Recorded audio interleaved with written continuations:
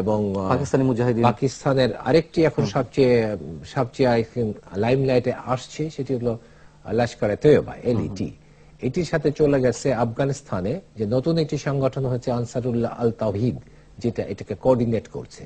তো সেক্ষেত্রে এর মাঝখানে যে ঘটনাগুলো ঘটলো, সে ঘটার পেছনে আবার আমরা দেখতে পাচ্ছি যে ভারতের পশ্চিমবঙ্গের যে সরকার, সে সম্ভবত এটিকে স্পন্সর বা পৃষ্ঠপোষকতা করছে, বা এটিকে পশ্চিমবঙ্গের সরকার। তো এটি কিন্তু ভারতের জন্য হচ্ছে একটি বিশাল বিপদ যেমন ডেকে আনছে, বাংলাদেশের জন্য একই বিপদের সংকেত আমরা পাচ্ছি। তো এটি নিয়ে নতুন উদ্বিগ্নতা সৃষ্টি হয়েছে। তা আমি বলবো যে এখন যে ঝুঁকিটা, সেই ঝুঁকির প্রথমে আছে ভারত, তারপরে আছে বাংলাদেশ। কারণ এই আমি জিও স্ট্র্যাটেজিক যে চেঞ্জ, যে ট্রানজিশন হচ্ছে, এটির বিস্তারিত বলার সময় তো আপনি আমাকে দেবেন না, আমি অবশ্যই দিতে রাজি আছি। বললাম যে এর কারণে এই ঝুঁকিটা সৃষ্টি হয়েছে। এখন মমতা ব্যানার্জি এবং তার পার্টি এটাকে কেন স্পন্সর করেছে বা করছে, সেটিরও অনেকগুলো কারণ আছে, কিন্তু ভারতের কেন্দ্রীয় সরকার এটিতে উদ্বিগ্ন হয়েছে নিঃসন্দেহে। অধিবদুল্লাহ চৌধুরী যেটি বলছেন জেনারেল রশিদ, যে ভারতের পশ্চিমবঙ্গ সরকার এর এক ধরনের ইন্ধন রয়েছে, আপনি কি মনে করেন যে আসলে পশ্চিমবঙ্গ সরকারের ইন্ধন রয়েছে? আর যদি থেকেই থাকে সেটা কি কারণে? পশ্চিমবঙ্গের সরকারের যে ইন্ধন রয়েছে এ সম্বন্ধে কিন্তু কোন জায়গায় কোনো কমেন্ট এখনো আসেনি। কুলু হয়তো আমরা পেতে পারি, যখন ভারতের গোয়েন্দা সংস্থা যখন এগুলো তদন্তে যাবে তারা কিন্তু বাধা প্রদান করেছে। মমতা বলেন না, বাধা প্রদান করেছে এই বলে যেটা প্রাদেশিক ব্যাপার এবং কেন্দ্রের হস্তক্ষেপ প্রাদেশিক কেন হবে, আগে এটা প্রদেশের যে তাদের ইন্টেলিজেন্স আছে তারা দেখবে, তারপরে তারা যদি ব্যর্থ হয় তখন আপনার কেন্দ্রীয় যেটা আপনার ন্যাশনাল ইন্টেলিজেন্স, হ্যাঁ, তো ওরা এসে দেখবে, এটা বলেছে মমতা ব্যানার্জি। সত্যি কথা বলতে কি, আপনার ঘটনাটা যে ঘটেছে বর্ধমানে, এই ঘটনাটা আপনার খুবই উদ্বেগজনক, শুধু ভারতের জন্য তো নয়, আমার মনে হয় যে সারা সাবকন্টিনেন্টের জন্য এটা, মানে বাংলাদেশের জন্য এটা অত্যন্ত একটা উদ্বেগজনক ঘটনা। এই কারণেই যে আপনার ওই যারা আপনার এই যে জেএমবি, এদেরকে সন্দেহ করা হচ্ছে যারা জেএমবির লোক ছিল, এবং দেখা গেছে যে তাদের নেটওয়ার্ক কিন্তু বাংলাদেশকে ঘিরে, আসামে আছে, সাউথ আসামেও তাদের আপনার ঘাঁটি আছে বাংলাদেশকে ঘিরে। এটা হলো একটা ব্যাপার। আর একটা হলো যে এই যে জঙ্গি সংগঠনগুলি আবার রিগ্রুপিং করছে, এবং এর সঙ্গে সঙ্গে পৃথিবীময় কিন্তু আপনার একটা ওই যে এক্সট্রিমিস্ট ইসলামিক গ্রুপের একটা সাংঘাতিক তৎপরতা দেখা যাচ্ছে, যেটা আমরা হ্যাঁ ওখানে। এবং এর প্রেক্ষিতে আমি বলবো যে আপনার আল কায়দার যে জাফারি যে ভিডিও টেপটা দিয়েছিল, যে এইখানে আমরা এখন নতুন করে মায়ানমার, বাংলাদেশ, ভারত, এসব সব জায়গাতে আমরা এখন নেটওয়ার্ক তৈরি করবো, এগুলিকে আমরা উড়িয়ে দিতে পারি না, একদমই না। আর মমতা ব্যানার্জি কতগুলি কোন ব্যাপারে এটাকে ইন্ধন দেবে, এটা আমার ঠিক বোধগম্য নয়। কারণ Mamata Banerjee after all she is an elected chief minister, আর সেই যেহেতু একটা ঘটনা ইসলামিক রেডিক্যালকে দেখে সে ইন্ধন দেবে, আশ্রয় দেবে, প্রশ্রয় দেবে, এটা তো ওয়েস্ট বেঙ্গলের, পশ্চিমবাংলার লোকেরা তো মেনে নেবে না। পশ্চিমবাংলার তাদের গভর্নমেন্ট তো আমাদের গভর্নমেন্টের মতো সিক্রেটিভ না, সব গভর্নমেন্টই সিক্রেটিভ মোর অর লেস, কিন্তু তাদের তো ট্রান্সপারেন্সি আছে, তাদের প্রদেশে একটা অ্যাসেম্বলি আছে, সেখানে এই কথা উঠবে যে আপনি কেন এই কাজটা করেছেন। আমি ঠিক বুঝতে পারছি না যে মমতা ব্যানার্জি এই জিনিসটাকে আপনার কেন ইন্ধন দিবে, কারণ এটা আলটিমেটলি তো আপনার যেটা যে কথা জেনারেল সাহেব বললেন, আপনার ভারত জুড়েই তো একটা, ভারতের ভিতরেও তো আপনার গ্রুপস আছে, এক্সট্রিমিস্ট গ্রুপ আছে, তাদের সঙ্গে নেটওয়ার্কিং করে ভারতের নিরাপত্তার জন্য তো এটা হুমকি হয়ে দাঁড়াবে। কদিন আগে তো আমরা এটিও পত্র পত্রিকার মাধ্যমে জানলাম, সেখানকার পত্রিকায় এই নিউজগুলো ব্রেক করেছে যে মমতা ব্যানার্জির সম্বন্ধে বলছেন কেন দেবে এই প্রশ্ন আমাদেরও।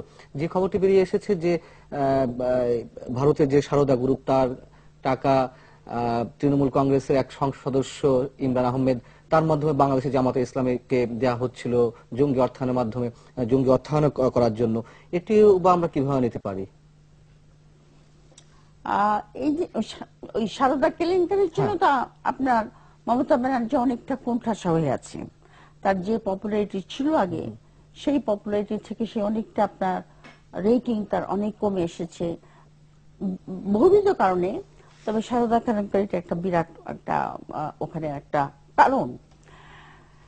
এগেইন আপনার মমতা ব্যানার্জি হয়তো এই কারণে আপনার ইসলামিক ফোর্সগুলিকে আপনার দিতে পারে, ইন্ধন দিতে পারে বা আশ্রয় দিতে পারে যে দুই পশ্চিম তার আপনার অপোজিশনের জন্য আমরা কিন্তু আমাদের যে পানির যে অংশটা, তিস্তার পানির অংশটা তার জন্য, এবং আপনার যে স্থল সীমান্ত সেটা আমি দেখলাম যে আগামী মাসে শীতকালীন আপনার অধিবেশনে নাকি এটা উঠবে এবং এটা পাস হবে। কিন্তু কংগ্রেস সরকারও কিন্তু মমতা ব্যানার্জির জন্য এটা করতে পারেনি। এখনকার সরকার করতে পারবে কারণ এখনকার সরকার মমতা ব্যানার্জির উপর নির্ভর করে না। আগের চেয়ে নির্ভর না করলে মমতা ব্যানার্জিকে পাশ কাটিয়ে কি কেন্দ্রীয় সরকার বাংলাদেশের সঙ্গে কোনো চুক্তি করতে পারবে? না, মমতা ব্যানার্জিকে পাশ কাটিয়ে পারবে না। কিন্তু আমি যেটা বলছি যে এখন কেন্দ্রের শক্তি আগের যে কেন্দ্রীয় সরকার ছিল তার চেয়ে বেশি। তারা ইচ্ছা করলেই পারবে, যেহেতু ঝুলন্ত পার্লামেন্ট নয়, ইচ্ছা করতে পারবে না কেন, যেটাকে বলে বুলডোজিং করা। সেটা ইন্ডিয়ান পলিটিক্স আপনার আপামর জনসাধারণ পছন্দ করবে না, কারণ প্রদেশগুলো এখন অনেক বেশি ভোকাল, অনেক বেশি তারা শক্তি সঞ্চয় করেছে। এবং ইন্ডিয়ার কেন্দ্র এবং প্রদেশের যে ক্ষমতা বন্টন, যদিও সংবিধানে ক্ষমতা বন্টনে আপনার সেন্ট্রাল গভর্নমেন্টের আছে, প্রভিশন আছে যে আপনার কেন্দ্রীয় সরকার প্রাদেশিক ব্যাপারে হাত দিতে পারে যদি সিকিউরিটি হয়, কিন্তু বহুদিন পর্যন্ত কিন্তু এই পাওয়ার ক্ষমতাটা কেন্দ্র ব্যবহার করে নাই। সুতরাং এটা আলটিমেটলি এটা হয়তো একটা মানে হয় সংবিধান থেকে সরিয়ে দেওয়া হবে অথবা মিসইউজ হতে হতে এটার মূল্য কমে যাবে। এটা হতে পারে যে মমতা ব্যানার্জি আপনার বাংলাদেশের সঙ্গে ওয়েস্ট বেঙ্গলের একটা ব্রিজ ঘটনার জন্য, ওয়েস্ট বেঙ্গলের জন্য এবং আলটিমেটলি ইন্ডিয়া, তাহলে হয়তো মমতা ব্যানার্জি তার এই পানি নিয়ে যে আপনার স্ট্যান্ড করে থাকে বা করছে, এটি আসলে কতটুকু গ্রহণযোগ্য? আপনি ধন্যবাদ। আপনি যে কথাটি বললেন যে গণমাধ্যমে তথ্য নির্ভর সংবাদ, দেখুন আনন্দবাজারের মতো একটি পত্রিকা কোনো তথ্য ছাড়া কোনো সংবাদ পরিবেশন হবে এটা কিন্তু বিশ্বাসযোগ্য নয়। ওয়ার্ল্ডের মধ্যে সবচেয়ে পপুলার বাংলা পত্রিকা কিন্তু আনন্দবাজার। আমি সেই দৃষ্টিকোণ থেকে বলছি না এটা কতটা গ্রহণযোগ্য বা কতটা তথ্য নির্ভর। সবচেয়ে বড় বিষয় হচ্ছে যে বাংলাদেশে এবং ভারতের মাটিতে এই যে জঙ্গিবাদের যে উত্থান এবং সম্প্রতিকালে জঙ্গিবাদের যে ঘটনাগুলি ঘটে আসছে, এটাকে মাঝখানে কিছুদিন বন্ধ ছিল। আপনার হয়তো নিশ্চয়ই মনে আছে, স্যার হয়তো মনে আছে, 2008 সালে আপনার জনাকীর্ণ মুম্বাই শহরের তাজ হোটেলে যে জঙ্গি হামলাটা হয়েছিল, সেই হামলার প্রেক্ষাপট এবং কিভাবে হয়েছিল আপনি কি মনে করেন যে একটি শাসক দল কিংবা শাসক গোষ্ঠী কিংবা কোন দেশের সরকারের কোন একটি গোষ্ঠী এবং শাসক গোষ্ঠীর কোন একটি অংশের সহযোগিতা ছাড়া কোন দেশই কখনো জঙ্গির উত্থানে যেমন হতে পারে না, তেমনি জঙ্গির তৎপরতাও তেমন পারে। আপনি দেখেন এই আওয়ামী লীগ সরকার ক্ষমতা আসার পরে মাঝখানে কিন্তু জঙ্গির কথাটি মোটামুটি আমরা সরকারও বলছে যে জঙ্গি হামলা, জঙ্গি আমরা অনেকটাই নিয়ন্ত্রণে এনেছি। একসময় ভারত আমাদের উপরে দায় চাপাতো যে ভারতের বিচ্ছিন্নতাবাদী আন্দোলনের জন্য বাংলাদেশের মাটিকে ব্যবহার করছে। আমাদের নেত্রী বারবার বলেছেন যে বাংলাদেশকে ভারতের বিচ্ছিন্নতাবাদী আন্দোলনকে উস্কানি দেওয়ার জন্য বাংলাদেশের ভূখণ্ড কখনোই ব্যবহার করতে দেওয়া হবে না। পক্ষান্তরে সেই অভিযোগটা কিন্তু এখন আমরা করতে পারি যে বাংলাদেশকে এই করার জন্য, বাংলাদেশকে অস্থিতিশীল করার জন্য ভারতের মাটিকে ব্যবহার করছে কিনা। এটা কিন্তু আমাদের কথা না, ভারতীয় গোয়েন্দা সংস্থার রিপোর্টের থেকে সেটা বেরিয়ে আসছে। যে বর্ধমানে যে ঘটনাটি বললেন এটা ভারতীয় গোয়েন্দা সংস্থার রিপোর্ট, বা কয়েকদিন আগে যে আপনার পত্রপত্রিকা আনন্দবাজার সহ এবং ইন্ডিয়ান টাইমস একই কথা বলেছে যে সারদা গ্রুপ এবং ওখানকার যে পশ্চিমবঙ্গের যে রাজ্য সরকার মমতা ব্যানার্জির কথা ম্যাডাম যেটা বললেন যে পশ্চিমবঙ্গের রাজ্য সরকার মমতা ব্যানার্জি এবং সারদা গ্রুপের অর্থায়ন করছে জঙ্গিদের জন্য। তো এই প্রত্যেকটা জিনিসই কিন্তু একই সূত্রে গাথা। এখন আমরা বিশ্বাস করি বা না করি সেটা ভারতের গোয়েন্দা সংস্থার রিপোর্ট, এবং গোয়েন্দা যদি ভারতের সে দুর্বল হয়ে থাকে যেন একটা মিথ্যে কিংবা তাদের পত্রিকা কাটতির জন্য কিংবা গোয়েন্দা সংস্থা তাদের এরকম কিন্তু একটা কথা চাওয়ার হয়েছে, এর মধ্যে আলোচনা এসেছে যে এখন বাংলাদেশ ভারতের মধ্যে একটি ইন্টেলিজেন্স ওয়ার চলছে, বা ইন্টেলিজেন্স ওয়ার সৃষ্টির চেষ্টা চলছে, সেই বিষয়টিকে একেবারে উড়িয়ে দেওয়ার মতন, আমি যদি জেনারেল রশিদ আপনার কাছে এই প্রশ্নটি করি। আমি ঠিক ইন্টেলিজেন্স ওয়ার্ডটা আমি বুঝিনি আপনার শব্দটা, এটা বলতে কি বোঝাতে চাচ্ছেন? এটা মানে গোয়েন্দা যুদ্ধ, এক ধরনের গোয়েন্দা যুদ্ধের মাধ্যমে বিভিন্ন ধরনের খবর বেরিয়ে বের করার মাধ্যমে এক ধরনের। প্রথমে হচ্ছে যে আমরা যে কথাটা যেভাবে থ্রেট হুমকি অ্যানালিসিস করি, এটি হচ্ছে বিভিন্ন, শুধু একটি বিষয় না, অনেক কিছু উপাদান নিয়ে এটিকে হুমকিটাকে বিবেচনা করে করা হয়। এবং একটি সরকার, রাজ্য সরকারের উপরে যখন আমরা বলছি যে ওনার পৃষ্ঠপোষকতা আছে, তো সেটি হাওয়া থেকে বলা হচ্ছে না। আর পত্রিকা কি লিখলো সেটি বিবেচনা করার জন্য ওটির সাথে অন্য উপাদান যদি তাকে সমর্থন না করে, তাহলে এটি আমরা আমাদের গণনায় নেই না। তো উনি যে কথাটা বললেন যে এখানে বিষয়টা কিন্তু একটি জিনিস দিয়ে দেখছি না আমরা, এবং এখানে শুধু আমরাই দেখছি না, আমাদের মতো যারা থিঙ্ক ট্যাঙ্ক সিকিউরিটি অ্যানালিসিস করে বিভিন্ন দেশের, ইভেন পশ্চিমা, তারাও কিন্তু দেখছে। এবং এই যে আদান প্রদান, সেখান থেকে বোঝা যায় এর সত্যতা কতটুকু। তো সেখানে এই বিষয়টা অত্যন্ত সুস্পষ্ট এসেছে বলেই এটিকে বিভিন্ন ধারাতে আপনি চালিয়ে দিবেন কিভাবে? রাজনৈতিক ধারা। আমাদের দেশে যখন একটা জঙ্গি ধরা পড়ে, তো ধরা পড়লেই এখানে তো আমরা তো চাওয়ার দুই পক্ষে দুই রকম দেখি, যে জঙ্গিত্ব হয়তো যদি কোনো সাকসেসফুল অপারেশন হয় এটি কোন সরকারের পক্ষে চলে যায়, আবার এটি বিরোধী দলের বিপক্ষে চলে যায়, তখন বিরোধী দলের বক্তব্য আসে এসব জঙ্গি টঙ্গি না, এটা একটা সাজানো নাটক। তো এই জিনিসটা তো আমরা দেখেই আসছি, কিন্তু ওটির ভেতরে আমরা ঢুকি না, আমরা দেখছি যে অ্যাকশন এবং তার অস্তিত্বটা কতটুকু আছে।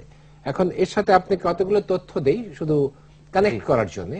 আপনি যেমন বলেছেন যে সারাদার টাকা, এটি যেই এমপির মাধ্যমে এসেছে সে হচ্ছে তৃণমূল কংগ্রেসের, এবং সেটাকে বাংলাদেশের জামাত ইসলামের মাধ্যমে এসেছে, এটি গেল একটি।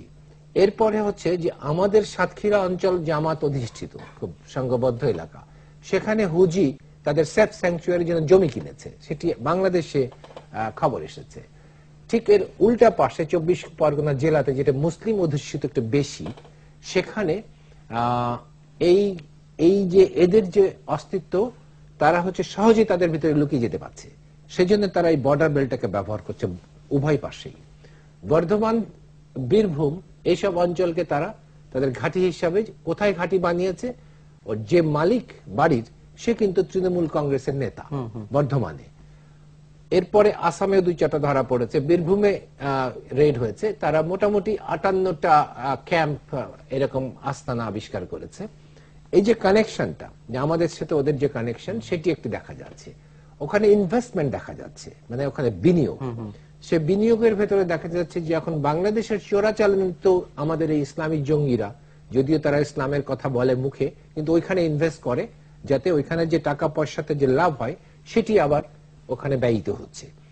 তো এই সব কিছু মিলিয়ে তারপরে আমি বলেছি যে জিওপলিটিক্যাল সিচুয়েশনের ভেতরে এই যে American withdrawal from the Afghanistan, সেখান থেকে জঙ্গির যে উজ্জীবন এবং তার ধারাবাহিকতা, যেটা উনি বলেছেন যে আল জোহারির বার্তা, এখানে শাখা খোলা, এগুলো সব কানেক্ট করে আমরা দেখতে পাই যে হ্যাঁ, এখানে একটি অস্তিত্ব আছে।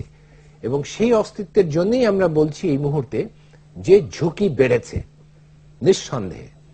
এখন এই ঝুঁকি বাড়ার পেছনে, যেখানে উনি একটা কথা ভালো বলেছেন, যে সেখানে যদি কোনো সরকারি পৃষ্ঠপোষকতা না থাকে, or part of the government, এটি খুব ডিফিকাল্ট। তো সেক্ষেত্রে আমরা ভারতের পশ্চিম বাংলার মাটিতে এটা বেশি দেখছি। ভারতও কিন্তু তাদের জঙ্গিদের খুঁজে বেড়াচ্ছে, কিন্তু পশ্চিম বাংলাতে এই রাজনীতির আলোকে তারা একটা শেল্টার পাচ্ছে, টাকা পয়সার বিনিময়ে হোক। এখন আরেকটি বিষয় আছে, বাংলাদেশ ভারতের যে নিরাপত্তা সহযোগিতার ক্ষেত্রে, এখানে যতগুলো যদি স্বার্থ বা বিরোধ যদি নিষ্পত্তি ঘটে, সেখানে কিন্তু সম্পর্ক বাড়বে। কিন্তু বাংলাদেশ ভারতের সম্পর্ক যদি নষ্ট করা যায়, সেটি আবার কোন কোন দেশের স্বার্থে কাজ করে। তো সেখানে ওই দেশেরও ইনভেস্টমেন্ট এখানে অবশ্যই থাকতে পারে না, আছে। তো সেই ক্ষেত্রে মমতা, উনি যেমন একটু বিশ্বাস করছেন না, এটা ওনার perception, I respect his perception. না, আমি বলছি, আমি আর্গুমেন্টে যেতে যাচ্ছি না, আমি আপনার পারসেপশনকে রেসপেক্ট করছি। আমরা আমাদের পারসেপশন দিচ্ছি, ইয়েস, দিস ইজ কানেক্টেড। তো সেখানে বাংলাদেশের, ওনার ভেতরে একটি চলে এসেছে, বাংলাদেশের সাথে বন্ধুসুলভ পার্সোনালিটি উনি না। ভারতের অনেক, যেমন ত্রিপুরা রাজ্যের সাথে বাংলাদেশের একটি জনগণের একটি বন্ধুসুলভতা আছে, পশ্চিমবঙ্গের জনগণের সাথে বাংলাদেশের যাওয়া আসা খুব বেশি, সেক্ষেত্রে ওই নেত্রী যতগুলো কাজ করছেন বাংলাদেশ বিরোধী কাজ করছেন। এখানে আরেকটি সন্দেহের জন্ম হয়েছে যে উনি কি ভারত বাংলাদেশের সম্পর্কের ভেতরে চিড় ধরাতে চাচ্ছেন, এই চিড় ধরালে কার স্বার্থে কাজ করছেন, এবং এরপরে আমি বলেছি বিনিয়োগ। তো সব মিলিয়ে জিনিসটাকে সত্য বলেই মনে হয়। আমি এই জায়গাটি একটু প্রশ্ন করতে চাই অধ্যাপক দিলওয়ার চৌধুরী, যে সমীকরণটি দাঁড় করানোর চেষ্টা করলেন জেনারেল রশিদ, যদি আমরা তিস্তার ন্যায্য হিস্যার কথা বলি, যদি আমরা স্থল সীমান্ত চুক্তির কথা বলি, যদি আমরা যে এনক্লেভ গুলো রয়েছে সেইগুলো ছিটমহল সেইগুলোর কথা উল্লেখ করি, সর্বক্ষেত্রে কিন্তু এক অর্থে দেখা যাচ্ছে মমতা ব্যানার্জির এক ধরনের তীব্র বিরোধিতা। বলি কারণ এগুলো সবগুলি দিয়ে ওয়েস্ট বেঙ্গল এফেক্টেড হবে। জি, তো সেই সব হিসাবের সঙ্গে ভারতের কেন্দ্রীয় সরকারের সঙ্গে বাংলাদেশের সঙ্গে বাংলাদেশের মধ্যে এক ধরনের চির ধরানোর যে সমীকরণটি দান করার চেষ্টা করলেন জেনারেল রশিদ, সেটি আপনার কাছে কি যৌক্তিক মনে হয় কিনা? না, আমি তো উনি যেটা বললেন আমার পারসেপশন, আমি তোমার পারসেপশনের কথা বলেছি। আপনার একটা দেশ আর একটা দেশে আপনার অস্থিতিশীল করার জন্য অথবা তার উদ্দেশ্য হাসিল করার জন্য আর একটা দেশে সে বিনিয়োগ করবে এবং আর একটা দেশের আপনার বিরুদ্ধে যে জিনিসগুলি আছে সেগুলি করবে, যাতে আপনার এটা কোনো নতুন জিনিস নয় ইন্টারন্যাশনাল পলিটিক্সে। কিন্তু আমার কথা হলো যে আপনার যেখানে 58টা আপনার ঘাঁটি তৈরি করেছে, আসাম ফর এক্সাম্পল, আসামের সরকারও কি তাদেরকে ইন্ধন দিচ্ছে বা লালন পোষণ করছে? এটাও তো খুঁজে দেখা দরকার। আর এই যে আপনার ঘাঁটিগুলি করেছে, এই ঘাঁটিগুলি যে 58টা ঘাঁটি, এই 58টা ঘাঁটি তো আপনার ওয়েস্ট বেঙ্গলে নয়, এটা তো আমাদের বর্ডার ঘিরে এরকম করে। তাহলে আমার তো বলতে হবে, যদি আমরা মনে করি এটা সত্যি যে সরকারের একটা ইনডিরেক্ট একটা মদত না থাকলে জঙ্গিরা সেখানে করতে পারে না, তাহলে কি আমরা এটা মেনে নেব যে সেন্ট্রাল গভর্নমেন্ট অফ ইন্ডিয়া তাদের সামনে বিল আসতেছে শীতকালীন অধিবেশনে স্থল সীমান্ত চুক্তি করার জন্য, এবং কথা দিয়েছে, অবশ্য আগেও কথা দিয়েছিল, কিন্তু এবার ভারতের প্রাইম মিনিস্টার যখন আমাদের প্রাইম মিনিস্টার ওনার সঙ্গে দেখা হয় নিউ ইয়র্কে, যে ইউনাইটেড নেশনের সাইড মিটিং জাতিসংঘে, তো সেখানে তো উনি জোর দিয়ে বলেছেন যে তিস্তার সমাধান হবে। তো এখন আমরা যেখানে দ্বিপক্ষীয় বৈঠকে কোনো সিদ্ধান্ত আসতে পারে না, সেখানে জাতিসংঘ ওখানে ইনফর্মাল মিটিং এ তাদের সেই কথাটিকে আমরা কতটা গুরুত্ব দেব? না, ইনফর্মাল মিটিং এর কথা আপনার গুরুত্ব না দেওয়ারও কোনো কারণ নাই। পলিটিক্স এর অনেক কিছু আপনার ডিসাইড হয় informal meeting A. It is a kind of reassurance. Assurance আগে ছিল, এটাকে রিঅ্যাসুরেন্স আপনার হয়, ওখানে মোটামুটি একটা এগ্রিমেন্ট করে নেওয়া হয়। তো এখন কি তাহলে আমরা ধরে নেব যে বিকজ আপনার ঘাঁটিগুলি আপনার খালি ওয়েস্ট বেঙ্গলে কনসেন্ট্রেটেড না, ওয়েস্ট বেঙ্গলে থাকাটা আমাদের জন্য, আমাদের মানে বাংলাদেশি জঙ্গিদের জন্য সুবিধাজনক। যেরকম ওখানে মুসলিম অধ্যুষিত এলাকা আছে, সেখানে তারা সেখানে গিয়ে জনগণের তো একটু বাড়িয়ে লাগে, সাপোর্ট লাগে, সেখানে গিয়ে তারা বাংলা ভাষাভাষী, তারা ওখানকার রেশন কার্ড নিয়েছে, তারা ভোটার, তাদেরকে তো খুঁজে বার করা মুশকিল যারা বাংলাদেশি নাগরিক অথবা বাংলাদেশের আপনার রেডিক্যাল মুসলিম যারা এসেছে। আমার প্রশ্ন হলো যে অন্য ক্যাম্পগুলি অন্যান্য রাষ্ট্রে কি করে এক্সিস্ট করছে, এদেরকে লালন পোষণ করছে। এখানে একটা জিনিস আমাদের খুঁজে বের করতে হবে, যে এই যে সেটা হলো জাহরির ভিডিওর পরিপ্রেক্ষিতে এবং আপনার আফগানিস্তান থেকে যে আমেরিকানরা উইথড্র করছে, এই দুটার থেকে যে নতুন করে যে আপনার আল কায়দার যে একটা অভিযান বা আল কায়দার যে একটা দেশকে একটার পর একটা দেশকে অস্থিত করার প্ল্যান, সেটার সঙ্গে এই যে গ্রুপগুলি ইন্ডিয়াতে ক্যাম্প করে বসেছে তাদের কি সম্পর্ক? তারা কি আপনার ইন্ডিয়া বাংলাদেশের সম্পর্কে চির ধরতে চায়, নাকি আপনার পুরা সাবকন্টিনেন্ট কথিত জিহাদের বিস্তার ঘটাতে চায়? ভারতেও করবে, বাংলাদেশেও করবে, মিয়ানমারেও করবে। আমি ফরিন্দর সরকার আপনার কাছে আসবো, তার আগে জেনারেল রশিদ আপনার কাছে ওই প্রশ্নটি আমি করতে চাই যেটি খুব স্পর্শকাতর এখন, যে বেগম খালেদা জিয়া এবং আমাদের প্রধানমন্ত্রী শেখ হাসিনাকে হত্যার পরিকল্পনা করা হচ্ছিল, এটি কিন্তু ভারতের গোয়েন্দা সংস্থার বরাত দিয়ে লিখছে বা ভারতের গণমাধ্যমগুলো, এটি আসলে আমরা কতখানি গুরুত্ব দেব? গুরুত্ব আমি বলেছি যে গুরুত্বের বিষয়টা দিতে হবে। না, এই জিনিসটা এই জায়গাটিতে যে শেখ হাসিনা আজকে বাংলাদেশের প্রধানমন্ত্রী এবং সাবেক প্রধানমন্ত্রী দুই সাবেক এবং বর্তমান প্রধানমন্ত্রী হত্যার পরিকল্পনা, এটা তো যে সেই কথা নয়। এটি তো তাদের পরিকল্পনার একটি অংশ। তাদের টোটাল পরিকল্পনাটা যেটি রিপোর্টে এসেছে এটি দুবাই ভিত্তিক পরিকল্পনা। এই পরিকল্পনা হচ্ছে তাদের কাছে পাঠানো হয়েছে ইমপ্লিমেন্ট করার জন্য। সেই ইমপ্লিমেন্টের বিষয়টি তারা এটা করার চেষ্টা করছিল। এটি ভারতের গোয়েন্দার হাতে এখন এসেছে এবং যারা যারা এটাকে সহযোগিতা করছে এগুলো লিস্টগুলো তাদের কাছে পৌঁছেছে। এখন এটাকে আমরা বলবো ক্র্যাক ডাউন, অর্থাৎ এই প্ল্যানটা ইমপ্লিমেন্ট হতে পারবে না, যেহেতু এটা অলরেডি এক্সপোজড হয়ে গেছে। এখানে এখন সরকারি গোয়েন্দা বলেন, পুলিশ বলেন, সেই সব জিনিসগুলো এগুলোকে ভেঙে চুরে অ্যারেস্ট হবে। এখানে স্বার্থটা কার? দুই প্রধান সাবেক এবং বর্তমান প্রধানমন্ত্রীকে হত্যার পরিকল্পনা বিবেচনা ওইটা না, বিবেচনা হচ্ছে বাংলাদেশকে অস্থিতিশীল করতে হলে যে আপনাকে যেই সবগুলো করলে বাংলাদেশে একটি ক্যাওয়াস সৃষ্টি হবে। যদি আপনি মনে করেন যে কোনো একজন বড় ধরনের নেতা যদি এরকম ভাবে আততায়ীর হাতে নিহত হয় বা বোমা বিস্ফোরণে, সেটি একটি দেশের ভেতরে একটি অস্থিতিশীল করবে, সরকার করেছে এই অপরকে ব্লেম করবে, যেটি আমরা দেখে থাকি। তো সেখান থেকে একটা অস্থিতিশীল জন্ম হবে। আরেকটি জন্ম হচ্ছে যে যেসব আপনি আমার সাথে আছেন কি নেই, তো রাজনৈতিক দলগুলোকে এটাকে বলে ভীতি প্রদর্শন জনগণকে। সবসময় দেখবেন যে যতগুলো এখানে অপারেশন হয়, শুধু আমাদের দেশে না, তারা হচ্ছে সাধারণ মানুষকে আক্রমণ করে যাদের কোনো দোষ নেই। আজকে কিছুক্ষণ আগেই বলছিলেন যে বোকো হারাম নাইজেরিয়াতে আরো অনেকগুলো শিশুকে অপহরণ করেছে। ওই শিশুগুলো কি দোষ করেছে? কিন্তু তাহলে এই জঙ্গিদের টার্গেট শিশু কেন? তারা ওইটাকেই টার্গেট করে যেটি হচ্ছে মানুষকে ভীতি প্রদর্শন। তুমি যদি আমাকে সাপোর্ট না করো, you will be punished, deadly punished. ঠিক আইএসএ একই জিনিস হচ্ছে, একটি লোক যদি তাদের সাপোর্ট না করে গলা কেটে ফেলছে, কোনো আইন নেই। তো এটি হচ্ছে তাদের philosophy of implementing through fear. তো সেটি একটি আসবে। আরেকটি হচ্ছে যে এটি অবিশ্বাস সৃষ্টি করবে, একটি অনাস্থা সৃষ্টি করবে রাজনৈতিক এবং সামাজিক পরিবেশে। তো সেটি তো এদের খুব পুরনো কৌশল। ফোরেন্দ্র সরকার এটা খুব ব্যাখ্যা করে বলার কোনো কারণ নেই যে কংগ্রেসের সঙ্গে বাংলাদেশ আওয়ামী লীগের একটি বিশাল সখ্যতা সবসময়ের জন্যই আছে বা ছিল, কিন্তু বিজেপি সরকার আসার পরে সেই আগেকার সরকারের সাথে বর্তমান সরকার যে সম্পর্ক ছিল সেটা না থাকাটাই স্বাভাবিক বলে আমরা ধরে নিতে পারি, যে পরিমাণ সখ্যতা ছিল কংগ্রেস সরকারের সঙ্গে। এখনকার মোদী সরকার বা বিজেপি সরকার কতটুকু আন্তরিক হবে এই জঙ্গিবাদ দমনে ভারতের বুকে যেগুলো মাথাচাড়া দিয়ে উঠছে বাংলাদেশ কেন্দ্রিক হিসেবে, সেটি কতখানি তারা আন্তরিক থাকবে?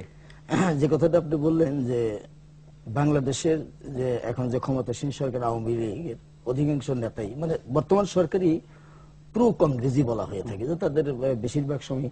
এটার পিছনে মূল কারণটা হচ্ছে যে আমরা দীর্ঘদিন যাবত ওখানে কংগ্রেস ক্ষমতায় ছিল এবং সেই সময় আলটিমেটলি বাংলাদেশ আওয়ামী লীগ ক্ষমতায় ছিল, যে কারণে অনেকে আমরা ধরে নিয়ে থাকি। কিন্তু মূল বিষয়টা হচ্ছে ভারতের যে একটা পররাষ্ট্র নীতি আছে, ফরেন পলিসি যেটাকে বলা হয়ে থাকে, তাদের আভ্যন্তরীণ নিরাপত্তা, তাদের জাতীয় নিরাপত্তা এবং মোট কথা তাদের জনগণের স্বার্থে যে বিষয়টি আছে, সেই বিষয়ের ক্ষেত্রে কিন্তু ভারতের কোনো নীতি আদর্শের কোনো পরিবর্তন ঘটে না। এবং সেই দৃষ্টিকোণ থেকে বাংলাদেশের ক্ষেত্রে তাদের যে আদর্শ বা যে চিন্তা চেতনা, ভারত তাদের যে পলিসির কোনো পরিবর্তন হবে এরকম আশা করার কোনো কারণ নেই। তবে একটি বিষয় এখানে লক্ষণীয়, যে সেটা তাদের কাছাকাছি যাওয়ার মতো, যে বর্তমান যে মোদী সরকারের সঙ্গে যে একটা সখ্য করা বা তাদের সঙ্গে একটা ভালো রিলেশন করার জন্য বাংলাদেশ যে প্রচেষ্টা চালিয়েছে, সেই প্রচেষ্টা কিন্তু তারা অনেকটা সফল হয়েছে। কারণ সম্প্রতিকালে মোদীর যে দৃষ্টিভঙ্গি, আমরা মোদীকে যে দৃষ্টি দিয়ে দেখি না কেন, নরেন্দ্র মোদীর দৃষ্টিভঙ্গি এই সাবকন্টিনেন্টের প্রত্যেকটা দেশের সঙ্গে সে একটা সুন্দর সুসম্পর্ক গড়ে তুলে তার শাসন ব্যবস্থা কিছু পরিচালনা করতে, সেটা তার জনগণের জনপ্রিয়তাটাকে ধরে রাখার জন্য, এটা তার পলিসি হতে পারে। আমি স্যারের কথার সঙ্গে একটা কথা যোগ করতে চাই, যেটা আপনি নিরাপত্তার কথাটা বললেন, যে জঙ্গির বিষয়টা। আমার বক্তব্য হলো, ম্যাডাম বললেন, জাহরির কথা বললেন, ওসামা বিন লাদেন হচ্ছে আমাদের আপনার সর্বকালের সর্বশ্রেষ্ঠ জঙ্গির শ্রেষ্ঠ নেতা। আপনি দেখেন তো, মনে করে দেখেন তো, ওসামা বিন লাদেনের যে তৈরি হয়েছে, তৈরি হওয়ার পর থেকে যখন নাকি আমেরিকাতে এতবার একটা ঘটনার পরে লাদেনকে কোথাও খুঁজেই পাওয়া যায় না, অবশেষে তারা পাকিস্তানি আমেরিকান সেনাবাহিনী হত্যা করলো। লাদেন কি মাটির নিচ দিয়ে গিয়েছিল নাকি আকাশ দিয়ে উড়ে নাকি অদৃশ্য হয়ে এ দেশ থেকে আরেক দেশে যে দাপিয়ে বেরিয়েছে একজন জঙ্গি? তাহলে এই যে জঙ্গি কথাটা আমরা বলছি, যে সন্ত্রাসের কথাগুলি যে আমরা বলছি এর নেপথ্যে মূল উৎস ধারাটা কি। আমরা আজকে জাতির নিরাপত্তার কথা বলি, কিন্তু জঙ্গি এবং সন্ত্রাসের উৎপত্তি স্থল কোথায়, কোত্থেকে তৈরি হয়, কি স্বার্থ হয়, কার স্বার্থ হয়, সেটা নিয়ে কি একবারের জন্য ভেবে দেখেছি? না, ভেবে দেখেছি তো। হ্যাঁ, কোথায় আমরা ভেবে দেখেছি? হ্যাঁ, এর নিয়ে তার তো জন্য কি অনেক কোনো- আলোচনা কোনো হয়েছে। ব্যবস্থা নেওয়া সেখানে হয়েছে? আমাদের হাত পা বাঁধা কি মানে আমরা যুক্তরাষ্ট্রের বিরুদ্ধে কি ব্যবস্থা নিতে না, পারি? আমরা যুক্তরাষ্ট্রের বিরুদ্ধে তো ব্যবস্থা নিতে বলি না। কিসের আমাদের এই বিরুদ্ধে সাবকন্টিনেন্ট, আমাদের ইন্টারনাল যে এই যে ভারত, বাংলাদেশ, পাকিস্তান, আজকে পাকিস্তানের ঘটনা এই যে আপনারা শুনতে পাচ্ছেন, কিছুক্ষণ পরই মসজিদে বোমা হামলা হচ্ছে, স্যার বললো যে শিশুদের অপহরণ করে। ওরা এমন একটা প্যানিক তৈরি করে মসজিদের মতো তার বোমা হামলা, যারা নাকি ধর্ম নিয়ে রাজনীতি করছে, তারা নাকি ধর্মকে ইসলাম প্রতিষ্ঠার জন্য, যারা নাকি জেমবিনে জাগ্রত মুসলিম জনতা এই দেশে সারা বিশ্বব্যাপী তারা ইসলামকে প্রতিষ্ঠিত করবেন, তাহলে তারা মসজিদে হামলা করে কি জন্য? উদ্দেশ্যটা কি? তাদের উদ্দেশ্য একটা, এটা স্বার্থের দ্বন্দ্ব, ক্ষমতার দ্বন্দ্ব। অর্থাৎ একটি গোষ্ঠী আরেকটি গোষ্ঠীর পিছনে লেলিয়ে দেয় যে তোমরা এই কাজটি করে, এই কাজটি করলে তোমাদের এই স্বার্থ হবে। পাশাপাশি নেপথ্যে যে গোষ্ঠীটি স্বার্থের জন্য কাজ করায় যারা, আমরা কিন্তু করায় লাগো এখনো চিহ্নিত করতে পারি না। নেপথ্যের গোষ্ঠী কারা, মানে আপনার হিসেবে কারা? হ্যাঁ? সে নেপথ্যের গোষ্ঠী কারা? আমার স্বার্থন্বেষী গোষ্ঠী, সেটা কারা? সে স্বার্থ- সেই স্বার্থন্বেষী গোষ্ঠী কারা সেটা তো আপনিও জানেন, আমিও জানি, সকলেই জানে সেটা, কিন্তু সেটা তো আমরা প্রকাশ করতে পারি না। আজকে টক শোতে হাজার হাজার লক্ষ লক্ষ কোটি কোটি দর্শক পারছি না কেন? হ্যাঁ? বাধাটি কোথায়? আমরা পারছি না কারণ আমাদের মধ্যে ঐক্য নেই, আমাদের মধ্যে ভালোবাসা নেই, আমাদের মধ্যে আন্তরিকতা নেই, আমাদের পারস্পরিক যে মেলবন্ধনের যে একটা সেই জিনিসটার জায়গা আমরা যেতে পারি না। আমি just a supplement for one, যে ভারতের নীতিকে আমরা এখন যেটা দেখছি যে মোদি এবং পররাষ্ট্রনীতিতে কংগ্রেস এবং বিজেপি এবং even communist party of CPM যেটা, তাদের ভিতরে কোনো পার্থক্য নেই, তারা সবাই এই ক্ষেত্রে একমত। শুধু একজনই দ্বিমত পোষণ করছেন, উনি হচ্ছেন Mamata Banerjee, the rest is all ওকে। তো সেখানে বোঝা যায় যে ইট ইজ ইন্টারেস্ট বেসড, সব সময় দেশের স্বার্থের উপরে নীতি তৈরি হয়। তো এই স্বার্থ যদি পারস্পরিক স্বার্থ হয় তাহলে বন্ধুত্ব, আর যদি পারস্পরিক স্বার্থের বৈরিতা সৃষ্টি হয় তাহলেই হচ্ছে আপনার যুদ্ধ ভাব। এক্ষেত্রে এটি কাজ করেছে। এখানে বিজেপি বা কিন্তু আঞ্চলিক পর্যায়ে তো অবশ্যই কাজ করে। হ্যাঁ, বিজেপি আর কংগ্রেস, আওয়ামী লীগ, বিজেপি, বিএনপি এরকম কিছু কাজ করে না দেশের স্বার্থে। জি, আমরা আলোচনায় ফিরবো। দর্শক, ছোট্ট বিরতি পরে খুশি গিয়ে ফিরছি।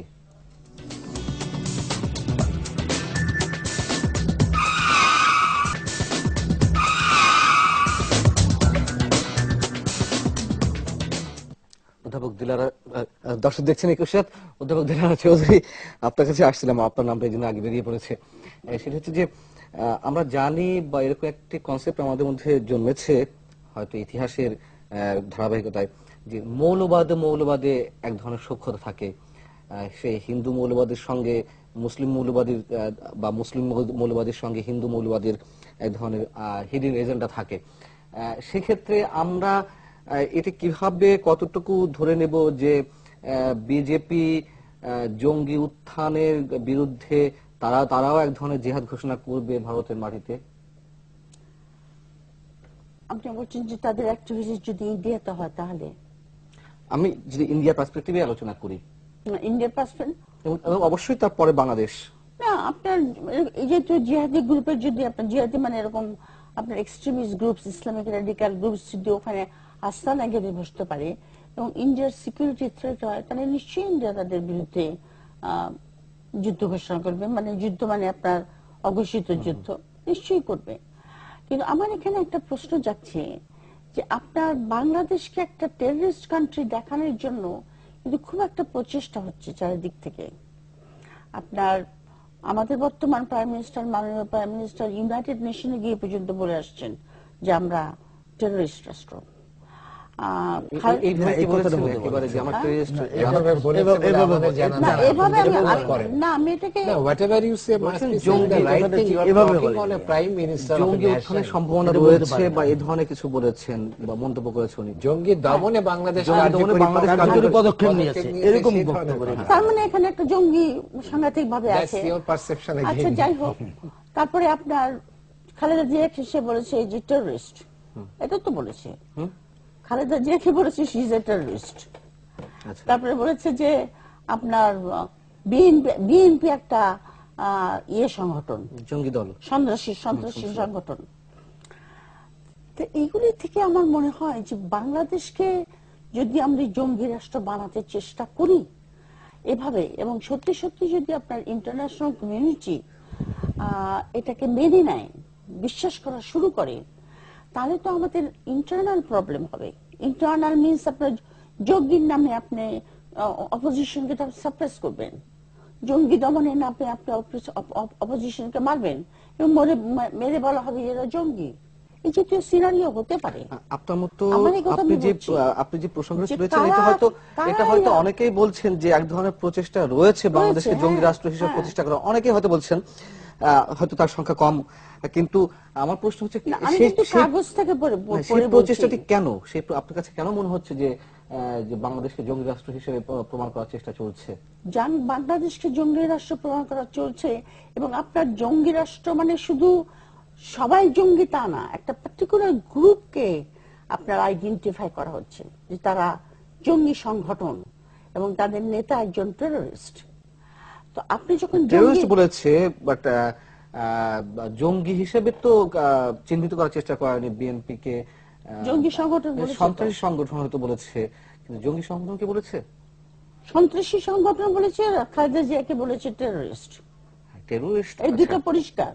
এখন আমি আপনি জানি, আপনি যদি সন্ত্রাসী দমন এখানে করতে আসেন, ইন্টারন্যাশনাল কমিউনিটি যদি এটা কিনে নেয়, আমি সরি মেনে নেয় বা ইনভলভ হয়, তাদের নিজেদের রিডিং আছে, তাদের নিজেদের আপনার রিপোর্ট আছে, সবকিছু আছে, কিন্তু একটা জায়গায় গিয়ে কিন্তু বিদেশিরা মার খেয়ে যায়। কারণ তারা যতই যা বলেন আপনার, যেহেতু তারা আমাদের কালচারের সঙ্গে পরিচিত নয়, তারা কিন্তু এখানে বিষয় হচ্ছে আমাদের পলিটিক্যাল আপনার ডায়নামিক্সটা আমি দেখেছি বিদেশিদের কিন্তু একটু আপনার দেখেন না আপনার সব দলে, আমেরিকা- আমাদের সব দলে বিদেশিদের সব প্রতি একটা নতজানু না, ভাব তো সবসময় না, দেখি। আমি আমাদের দলের কথা বলছিলাম না, বিদেশিরা আপনার বিদেশি মানে আমি বলছি আমেরিকা, আপনি যার নাম নিতে চাইলেন না, আমেরিকা আপনার আমেরিকা দেখেন সবখানে গিয়ে মার খায়।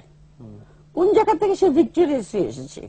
শুরু হয়েছে ভিয়েতনামের থেকে, তারপর থেকে সিরিজ অফ মার খেয়ে চলেছে। ইরাকের থেকে খেয়েছে, আপনার আফগানিস্তান থেকে খেয়েছে, সিরিয়াতে গেছিল, সেখানেও কিছু করতে পারে নাই। ওরা আমাদের পলিটিক্যাল ডায়নামিক্সটা বিদেশিদের আমার মনে হয় একটা ফারাক থেকে যায়। তারা একটা অন্য পার্সপেক্টিভে, তাদের নিজেদের পার্সপেক্টিভে আমাদের পলিটিক্সটাকে অ্যানালিসিস করতে চায়। এবং যদি এটা এস্টাবলিশ করা যায়, a section of our people, a large section of our people সন্ত্রাসী কর্মকাণ্ডে মানে ইনভলভ, এবং তাদেরকে এলিমিনেট করে দিতে হবে যদি আপনার সন্ত্রাসী কাণ্ডকর্ম এখানে থামাতে চান। তাই আমি afraid আমি একটু যে আপনার clear হতে চাচ্ছি। আপনার একটি হচ্ছে- জঙ্গি দমনের নামে আপনার অপোজিশনকে সাপ্রেস করা শুরু হবে। একটি হচ্ছে বাংলাদেশকে জঙ্গি, যেমন আপনি কি এটাই বলতে চাচ্ছেন বাংলাদেশকে জঙ্গি রাষ্ট্র হিসেবে প্রমাণ করে যুক্তরাষ্ট্রের একটি সমর্থন আদায়ের চেষ্টা, নাকি International specifically community, international BNP কে community। জঙ্গি সংগঠন হিসেবে চিহ্নিত করে আওয়ামী লীগ রাজনৈতিক ফায়দা হাসিলের চেষ্টা, কোনটি? আমি মনে করি ইন্টারন্যাশনাল কমিউনিটির সাপোর্টের জন্য। সেটি কোনটি? মানে জঙ্গি রাষ্ট্র, বাংলাদেশ জঙ্গি রাষ্ট্র, নাকি শুধুমাত্র বিএনপি জঙ্গি দল? শুধু বিএনপি জঙ্গি দল। জেনারেল আব্দুর রশিদ, আপনার মন্তব্য বিষয়ে। আমি এটাকে পলিটিক্যাল রেটরিক মনে করি। আমি কারোর পারসেপশনকে চ্যালেঞ্জ করতে চাই না, কারণ individual perception is based on individual knowledge. এটি বিষয় না। বাংলাদেশের যে পলিটিক্যাল ইকুয়েশনের সাথে যে ফরেন কান্ট্রিজ, তাদের সাথে তো আমরা কথা বলি, not at government level, is a front. তো দে ডু আন্ডারস্ট্যান্ড আওয়ার ইন্ট্রিকেসিস, আমাদের এই জটিলতা তারা খুব ভালোই বোঝে। এবং আমাদের দেশে জঙ্গি বললেই তারা জঙ্গি রাষ্ট্র হয়ে গেল, আর না বললে এটা হবে না, সেটি আমার মনে হয় না। কারণ এখানে অনেক অ্যানালিস্ট কাজ করেন বিভিন্ন দেশে, তারা এটা রিড করে, অ্যানালিসিস করে। তো এটি হচ্ছে যে আমরা এটিকে একটা রাজনৈতিক, আমি বলেছি যে সন্ত্রাস দমন আর সন্ত্রাস বৃদ্ধি, এটি রাজনৈতিক ক্যাপিটাল। এটি কোন দলের পক্ষে যায় আর কোন দলের বিপক্ষে যায়। তো সেক্ষেত্রে আমরা একটা রাজনৈতিক প্রতিদ্বন্দ্বিতা বাংলাদেশে দেখি, সেই প্রতিদ্বন্দ্বিতা থাকবে, এটি ইন্টারনাল পলিটিক্যাল ম্যাটার। এটা থেকে আমাদের জঙ্গি, যেটা real threat to the state and to the people, আমরা সাধারণ মানুষ যেখানে মারা যাব, সেটিকে আলাদা করে দেখতে হবে। এখন উনি যেমন বললেন কে কি বলেছে, সেটা ডাজন্ট ম্যাটার মাচ। তো আজকেও আমার মনে হয় খালেদা জিয়া বলেছে যে সরকার জঙ্গি পৃষ্ঠপোষকতা করছে, তো বলতেই পারেন, অসুবিধা নেই। তো সেখানে থ্রেটটাকে আমাকে দেখতে হবে টু দ্য স্টেট, সেখানে আমি কোথায় অবস্থান করছি। তো সেখানে আমার সহযোগিতা বিদেশের সাথে লাগবে কতটুকু, সেটি একটি বিষয়। আমাদের এখানে যে ন্যাশনাল, মানে আমাদের যে সভারেন ডিসিশন মেকিং, তো সেক্ষেত্রে আমরা এখন একটা ডেঞ্জার দেখতে পাচ্ছি, আন্তঃরাষ্ট্রীয় জঙ্গিত্ব। এই আন্তঃরাষ্ট্রীয় জঙ্গিত্ব যখন আসছে, তখন এটি কি বাংলাদেশ একা যুদ্ধ করতে পারবে? সেখানে আমি বলবো না, পারবে না। তো এক্ষেত্রে একটি সম্মিলিত প্রচেষ্টা থাকতে হবে। সেটি আপনি কিভাবে করবেন? এটা হচ্ছে এখনকার এই সময়ে সবচেয়ে মূল সমস্যা হচ্ছে এটি, যে এখন সাতক্ষীরাতে আপনি আমাদের জঙ্গি বর্ডারের ওই পারে চলে গেলে সেখানে মাঠ পর্যায়ে আপনি তাকে তথ্যটা কেমনে দেবেন? সেটি দেওয়ার মেকানিজমটা আমাদের দেশে আছে? আমি বলবো নাই। তো সেই জায়গাতে আমরা একটা দুর্বল দিক দেখতে পাচ্ছি, যেহেতু এটা আন্তঃরাষ্ট্রীয় হয়ে গেছে। আমাদের চিন্তা করতে হবে এটি দমন করার। এই যে আপনি এতক্ষণ যে কথাগুলো বললেন, আমি মনে করেছি আমরা সময় কিছুটা নষ্ট করেছি। তো কে রাজনীতিতে গেল কে গেল না, আমাদের চিন্তা হচ্ছে থ্রেটটা কোথায় এবং তাকে আপনি কিভাবে কাউন্টার করবেন। সেই কাউন্টারের ভেতরে দেশীয় মেজার্স, ইন্টারন্যাশনাল মেজার্স, তো এগুলোর ভেতরে আমাদের এখন ফোকাস করতে হবে। তো সেখানে আমি বলবো যে আন্তর্জাতিক সহযোগিতা সবচেয়ে দরকার, রিজিওনাল এন্ড এই মুহূর্তে বায়োলেটারাল। তো এটি আমাদের আসতেই হবে। আরেকটি হচ্ছে সবচেয়ে বড় সমস্যা যেটি, সেটি হচ্ছে দৃষ্টিভঙ্গিগত, মতাদর্শগত। এই জঙ্গিতে আমাদের তরুণ যুবকদেরকে কেমন করে নিয়ে যাওয়া হচ্ছে, সেটি হচ্ছে সবচেয়ে বড় জায়গা। সেখানে অ্যাড্রেস করতে হবে। মাঠ পর্যায়ে তো জঙ্গি আপনি ধরলেন, ওকে জেলে দিলেন, ফাঁসি দিলেন, এতে জঙ্গি তো যাবে না। তো এখানে আমি কিভাবে অ্যাড্রেস করব, সেটি আমাদের জনগণকে ডিসিশন নিতে হবে। যে এই জিহাদি মতদর্শ ইসলামের নামে যেটা করা হচ্ছে, জনগণের ডিসিশনটা আসলে কোন কাজে লাগে নাকি কাজে লাগে? সরকারের এটি হচ্ছে নীতি নির্ধারণের? আমি বলছি এটি হচ্ছে, আপনি যেমন বললেন, এটা সরকারের একার সমস্যা না, এটি হচ্ছে একটা কম্বাইন্ড প্রবলেম। এখানে সরকারি প্রচেষ্টা, সামাজিক প্রচেষ্টা এবং সমাজপতিদের প্রচেষ্টা, সেটি এক জায়গায় করতে হবে। তো সেটি যদি আপনি না করতে পারেন, তাহলে কখনোই আপনি এই জঙ্গিত্ব মোকাবেলা করতে পারবেন না। শুধু সরকার সরকার করে থাকলে সরকার আপনাকে সবাইকে নিরাপত্তা এভাবে দিতে পারবে না, কোন সরকার দিতে পারছে না। আমরা দেখছি ওই বোকো হারাম নিয়ে যাচ্ছে, ওই সব জায়গাতেই আপনার যতগুলো অ্যাটাক হয়েছে, সরকার তো নিরাপত্তা দিতে ব্যর্থ হয়েছে বলেই তো ওই 9/11 মতো ঘটনা ঘটেছে। সেটিকে আপনি মুক্ত করবেন, সেই চ্যালেঞ্জটা আজকে চলে এসছে। আমি যে কথা বলতে চাচ্ছি, ঝুঁকি বেড়েছে, এটা পলিটিক্যাল না, এটি হচ্ছে সিকিউরিটি ম্যাটার্স। ফখরুল সরকার, আপনার কাছে ওই মন্তব্যটা জানতে চাইবো যেটি জেনারেল রশিদ বলার চেষ্টা করছিলেন, তিনি বলার চেষ্টাও করেছেন। এখন যে অবস্থা, তাতে যদি তৃণমূল এর সঙ্গে জড়িত হয়েই থাকে, যদি আর ভারতের কেন্দ্রীয় সরকারের যে প্রচেষ্টা জঙ্গি দমনের বা তাদের যে তদন্ত কার্যক্রম আমরা দেখছি, সেক্ষেত্রে বাংলাদেশ আসলে কতটুকু নিরাপত্তার সাথে বেরিয়ে আসতে পারবে এবং বাংলাদেশেও কি করার রয়েছে?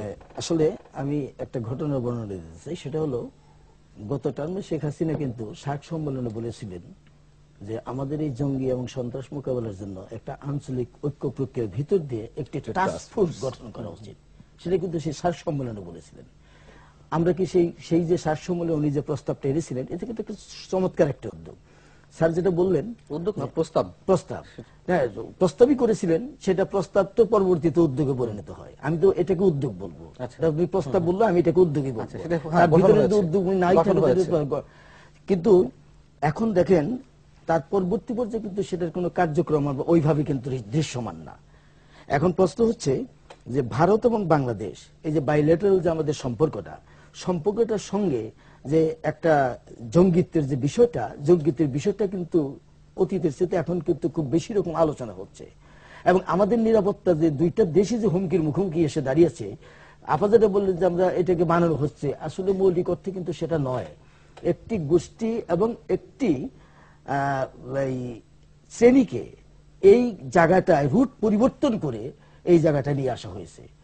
আজকে দেখেন, এর মধ্যে একটি বিষয় আমাদের খুব গভীরভাবে পর্যবেক্ষণ করা উচিত, অর্থনীতির যে একটা বৈষম্য।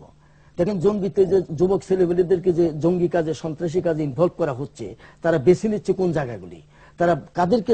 ঠিক আছে, আমাদের সময় একেবারে কম। আমি ওই জায়গাটাই একটু জানতে চাচ্ছিলাম যে ভারতে এখন যেহেতু ঝুলন্ত পার্লামেন্ট আর নেই, ভারতের একক সংখ্যাগরিষ্ঠতা, ব্যাপক সংখ্যাগরিষ্ঠতা নিয়ে মোদী সরকার গঠন করেছে, সেক্ষেত্রে মমতা ব্যানার্জির প্রয়োজন হয়তো কেন্দ্রীয় সরকার অতটা নেই। আবার মমতা ব্যানার্জি যে রাজনৈতিক শক্তি ব্যবহার করছে তার আঞ্চলিক পর্যায়ে, সেটিকে মোকাবেলা করে কেন্দ্রীয় সরকার কতটুকু সফল হবে?